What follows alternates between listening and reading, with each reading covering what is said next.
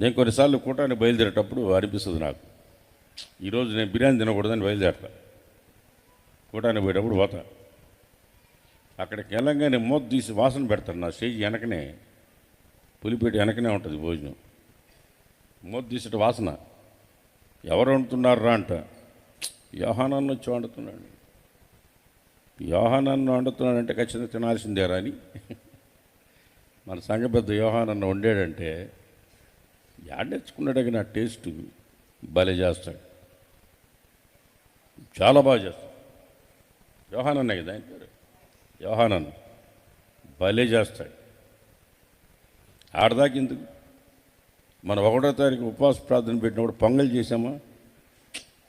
చేసామా, తిన్నారా లేదమ్మా 1వ తారీఖు? ఏది మాట్లాడకూడదు. బిర్యానీ చేసినా మిగులుతుంది కానీ పొంగల్ కొంచెం కూడా మిగల్లా, మొత్తం తిని పడేసాను. అంత బాగుందని తినేసాను. నేను కూడా రూమ్లోకి వెళ్ళి మళ్ళీ అన్నాడు ఏం చేశాడు, తీసుకోరండి అని తింటాను. అక్కడ ఏం చేశాడు అందరికీ తీసుకోరని చెప్పి మళ్ళీ కూర్చొని తింటాను. చాలా బాగా చేస్తాడు.